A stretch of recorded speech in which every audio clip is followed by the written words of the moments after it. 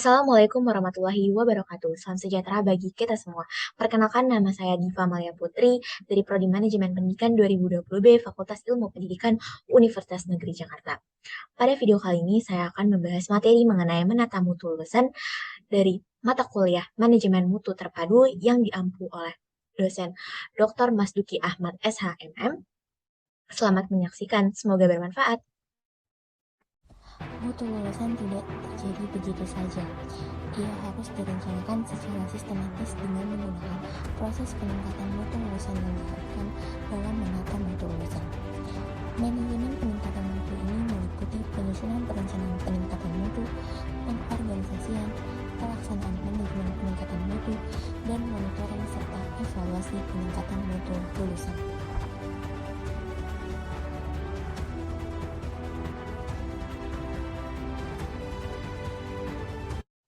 Selamat siang teman-teman mahasiswa Manajemen Pendidikan Angkatan 2022.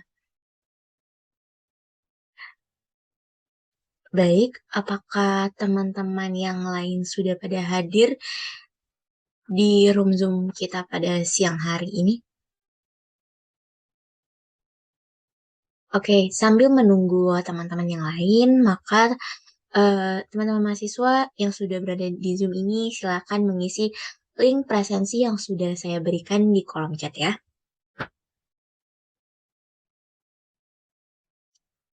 Sambil menunggu teman-teman yang lain, kita seru-seruan yuk dengan mengisi link Mentimeter nih.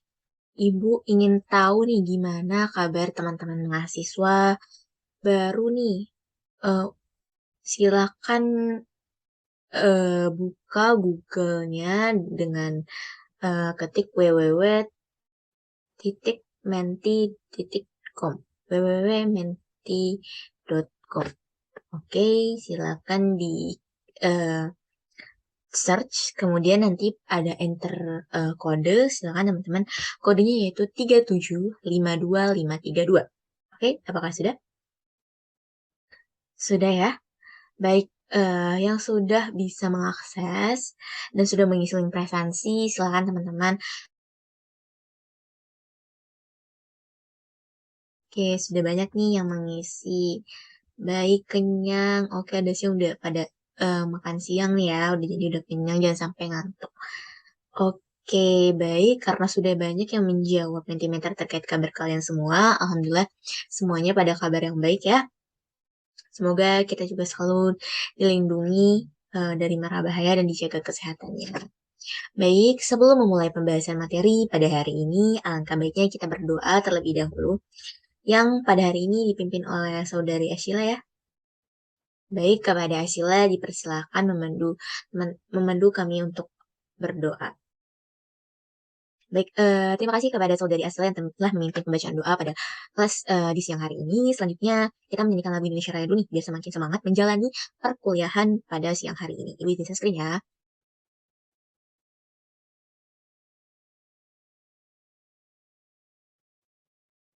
Nah, selanjutnya, Ibu ingin tanya dulu, apakah ada yang masih ingat di minggu lalu ini kita membahas materi perkuliahan tentang apa ya? Standar nasional, iya benar, standar nasional pendidikan, ada 8, iya benar, gitu. Nah, pada hari ini atau selanjutnya kita akan melanjutkan dengan materi baru, yaitu materi apa ya? Mari simak baik-baik. Nah, kita akan membahas materi mengenai menata mutu lulusan. Men-share screen nih. Nah, terdapat kata menata. Teman-teman bisa mengungkapkan nih, apa sih yang terbenak dari pikiran kalian ketika mendengar kata menata. Nah, teman-teman bisa menuliskan jawaban di Mentimeter dengan kode 76942918. Coba. Mengelola. Iya, benar banget nih teman-teman. Benar banget apa yang sudah dikatakan teman-teman, bahwa menata itu mengatur gitu ya, atau mengelola. Jadi di sini kita membahas tentang menata lulusan berarti suatu kegiatan untuk mengatur mutu lulusan sehingga tujuan-tujuan pendidikan yang diharapkan dalam proses perencanaan dapat tercapai. Nah, maka dengan itu menatanya sama dengan memanage atau mengelola. Sampai sini berarti sudah paham ya, teman-teman? Semuanya secara dasar terkait kata kunci materi pada siang hari ini.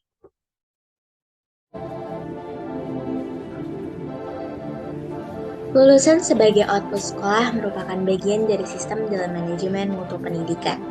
Mutu lulusan tidak dapat dipisahkan dari konteks, input, proses, output, dan outcome.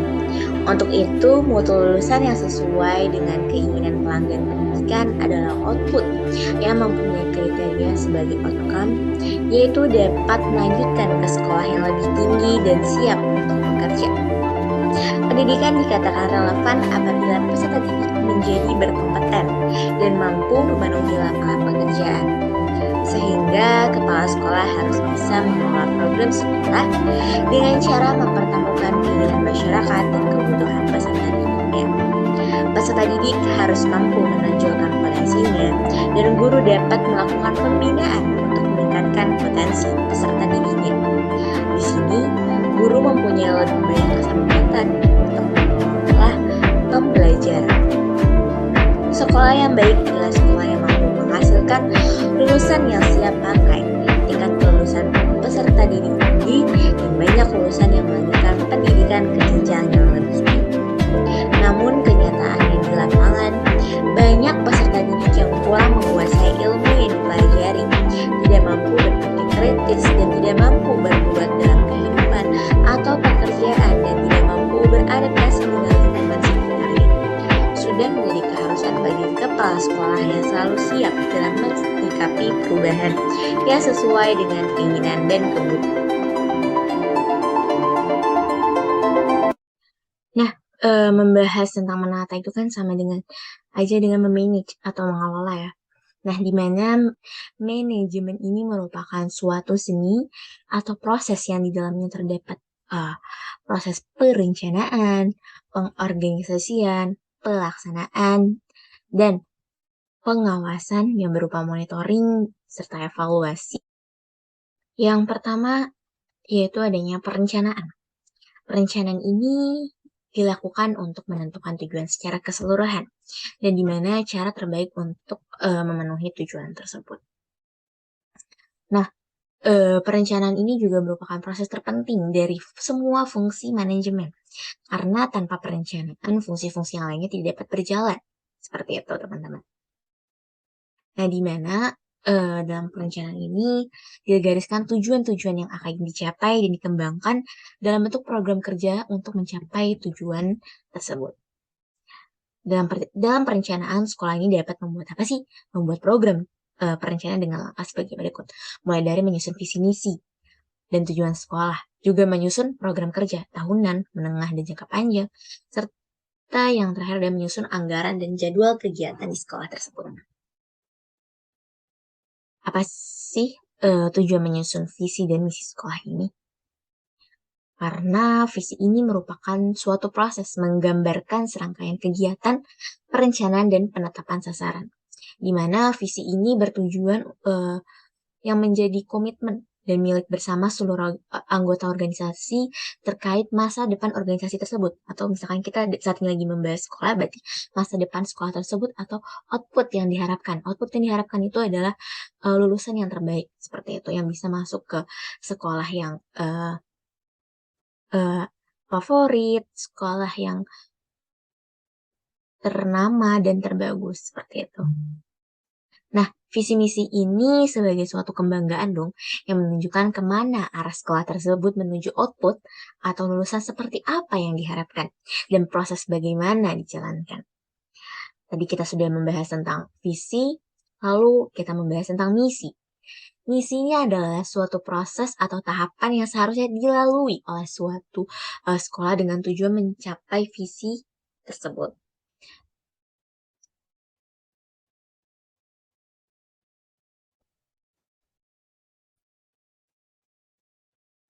Yang kedua ada pengorganisasian.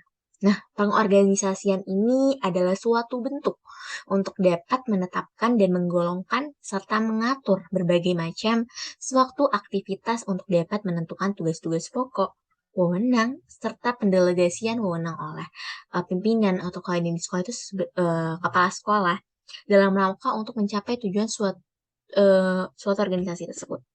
Di mana dalam implementasinya itu mungkin adanya penempatan guru dan staf atau karyawan tata usaha dalam pembagian tugas sudah sesuai dengan kualifikasi jenjang pendidikan.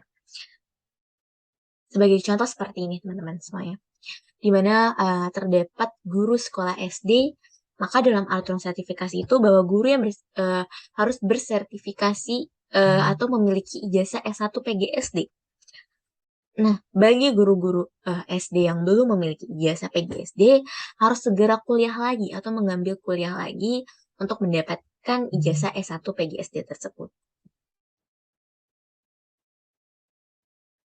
Hal ini menjadi dasar bagi kepala sekolah dalam menempatkan guru dan stafnya sesuai kualifikasi dan kompetensi yang dimiliki oleh guru dan stafnya tersebut, yang tentunya berbeda-beda ya pendidikan dan bidangnya masing-masing.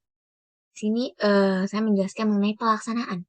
Pelaksanaan itu atau implementasi ya. Jadi program kerja yang telah dibuat dalam perencanaan tadi atau dalam tahap perencanaan tadi kemudian diimplementasikan dalam pelaksanaan melalui pembelajaran.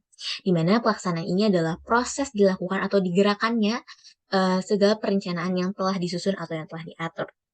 Di mana sebagai contoh sekolah ini sudah memakai kurikulum terbaru sesuai yang telah dikeluarkan oleh Menteri Pendidikan atau Kementerian Pendidikan dan Kebudayaan setempat. Dan setiap guru dalam satuan pendidikan berkewajiban menyusun RPP. Teman-teman semua sudah tahu ya, apa sih itu RPP? Iya benar, RPP merupakan rencana pelaksanaan pembelajaran yang dimana di dalamnya itu secara lengkap dan sistematik terkait proses belajar mengajarnya uh, agar pembelajaran yang berlangsungnya dapat terarah dan terkendali. Di dalamnya berisi seperti KD atau kompetensi dasar, kompetensi inti yang perlu uh, diberikan dalam proses belajar mengajar terkait mata pelajaran yang akan dipelajari oleh peserta didik. Kemudian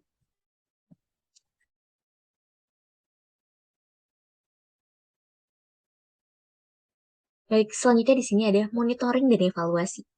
Apa sih monitoring dan evaluasi ini?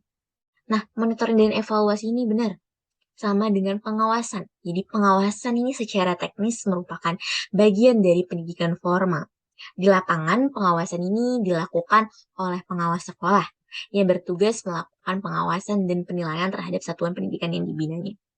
Kepala sekolah selaku manajer juga nih melakukan monitoring dan evaluasi untuk melihat dan mengetahui bagaimana pelaksanaannya, proses belajar mengajar di kelas, bagaimana kondisi guru dalam datang ke sekolah, atau guru itu hadir atau tidak, terus juga mengetahui terkait kekurangan ataupun kendala-kendala yang dihadapi selama proses belajar mengajar di sekolah atau selama kegiatan uh, di sekolah tersebut, kegiatan kesiswaan di sekolah tersebut. Atau kepala sekolah ini dapat disebut dengan supervisor, seperti itu. Nah, monitoring dan evaluasi ini bertujuan untuk mendapatkan informasi-informasi digunakan untuk pengambilan keputusan, di mana hasil dari monitoring akan digunakan untuk memberikan binaan, masukan, yaitu umpan balik bagi perbaikan pelaksanaan program tersebut. Jadi mutu lulusan itu semakin terarah dengan adanya umpan balik tersebut. Seperti itu. Sedangkan hasil dari evaluasi dapat memberikan informasi yang dapat digunakan untuk memberikan masukan-masukan terhadap keseluruhan komponen dalam sekolah tersebut.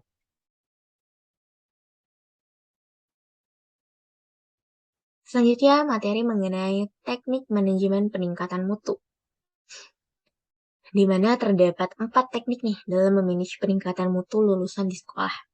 Yang pertama ada school review. School review ini merupakan proses yang mengharuskan seluruh komponen sekolah bekerja sama dengan stakeholder pendidikan yang memiliki keterkaitan, misalnya pemerintah, komponen sekolah, baik itu komponen sekolah ada siapa aja sih? Benar, ada kepala sekolah, ada guru atau tenaga pendidik, dan ada tenaga kependidikan, yaitu tata usaha, serta yang lain sebagainya, dan juga ada peserta didik. Nah, selain itu juga ada paguyuban orang tua dan masyarakat sebagai pengguna lulusan untuk mengevaluasi keefektifan kebijakan sekolah, program, dan pelaksanaannya serta mutu lulusan sekolah tersebut. Dengan school review diharapkan akan dapat dihasilkan laporan yang dapat menjelaskan mulai dari kelemahannya, kekuatannya, prestasi sekolah, dan memberikan rekomendasi untuk menyusun perencanaan strategis pengembangan sekolah di masa datang. Tentunya nantinya akan mengarah kepada mutu lulusan yang lebih baik. Seperti itu. Nah, teknik ini dilakukan dalam rangka memecahkan permasalahan mengenai kesesuaian hasil yang dicapai sekolah dengan harapan orang tua peserta didik dan peserta didik sendiri, terus juga prestasi belajar peserta didiknya, terus juga faktor yang menghambatnya, serta faktor pendukung dalam rangka meningkatkan mutu yang dimiliki sekolah. Selanjutnya yang kedua ini ada benchmarking, di mana benchmarking ini merupakan kegiatan untuk menetapkan standar, baik proses maupun hasil yang akan dicapai dalam suatu periode tertentu. Atau kalau di sekolah itu namanya ada per semester, seperti itu. Dalam perilaku mengajar, bisa saja standar yang telah ditetapkan direfleksikan pada salah seorang tenaga pendidik yang dikenal baik oleh peserta didik maupun tenaga pendidikan lain yang memiliki prestasi mengajar. Dapat juga standar kualitas yang akan dicapai direfleksikan pada sekolah lain yang memiliki akreditasi yang unggul ataupun yang baik gitu sebagai standar untuk mencapai mutu lulusan yang terbaik seperti itu. Nah, benchmarking ini suatu organisasi di mana suatu aktivitas di mana suatu organisasi ini mengadakan evaluasi diri secara kontinu dengan membandingkan dirinya dengan organisasi sekolah lain yang terbaik, seperti yang tadi yang sudah dijelaskan, sehingga organisasi sekolah tersebut dapat mengidentifikasi, mengadopsi, dan mengaplikasikan praktik-praktik yang lebih baik secara signifikan. Atau yang dikenal pada sekarang yaitu ada ATM, amati, tiru, dan modifikasi. Seperti itu, agar tujuannya kembali lagi untuk mendapat atau mencapai output atau lulusan yang terbaik. Dengan seperti itu. Lalu selanjutnya ada yang ketiga yaitu quality assurance, di mana sifatnya itu proses oriented yang artinya konsep ini mengandung jaminan bahwa proses yang berlangsung dilaksanakan sesuai dengan standar dan prosedur yang telah ditetapkan. Dengan demikian dapat diharapkan hasil berupa output, yaitu lulusan yang memenuhi standar yang ditentukan pula, dan tentunya sesuai peraturan atau kebijakan yang terupdate. Seperti itu. Dimana agar proses berlangsungnya sesuai dengan standar yang telah ditentukan, maka perlu dilaksanakan audit atau pengecekan secara berkesinambungan. Nah, sistem audit ini harus dikembangkan sehingga menjadi subsistem sekolah. Subsistem inilah yang disebut dengan quality assurance. Dengan quality assurance ini, pihak sekolah meyakinkan orang tua dan masyarakat bahwa sekolah selalu memberikan layanan yang terbaik bagi peserta didiknya yang mana nantinya akan menghasilkan output atau lulusan yang terbaik. Yang keempat ada quality control, di mana quality control ini merupakan suatu sistem untuk mendeteksi terjadinya penyimpangan kualitas output yang tidak sesuai dengan standar. Konsep ini berorientasi pada output untuk memastikan nih, apakah output sesuai dengan standar yang telah ditentukan sebelumnya. Oleh karena ini, konsep ini menuntut adanya indikator yang pasti dan jelas. Nah, pengendalian terhadap mutu pendidikan memang menyangkut unsur input, proses, dan output. Hal ini memang sejalan dengan konsep mutu pendidikan yang dilihat dari unsur input, proses, dan output. Karena itu, dalam melaksanakan pengendalian mutu pendidikan, maka pengendalian difokuskan terhadap unsur input, proses, dan output pendidikan. Sebagai kepala sekolah, dapat merencanakan dan melakukan pengendalian nih untuk pendidikan sejak input siswa itu masuk. Kemudian dididiklah di sekolah hingga menjadi lulusan dari sekolah tersebut yang terbaik. Dengan demikian, dalam melakukan pengendalian mutu, hendaknya kepala sekolah atau pengawas melihat sekolah atau proses pendidikan sebagai suatu sistem. Baik, setelah menyaksikan video tadi mengenai menata mutu lulusan, di mana permasalahan mengenai mutu lulusan sudah banyak diperbincangkan di berbagai kalangan masyarakat sebagai pelanggan produk pendidikan. Maka untuk menjawab berbagai permasalahan mutu kelas tersebut, diperlukan upaya maksimal lembaga pendidikan untuk dapat meningkatkan mutu lulusan dengan adanya manajemen peningkatan mutu lulusan agar dapat tercapai secara cepat dan maksimal. Disinilah diperlukan juga teknik manajemen peningkatan mutu lulusan yang ideal dan bersinergi bagi semua faktor yang dapat meningkatkan mutu lulusan sebuah lembaga pendidikan. Sekian video yang dapat saya sampaikan mengenai materi menata mutu lulusan. Kurang lebihnya mohon maaf. Wassalamualaikum warahmatullahi wabarakatuh.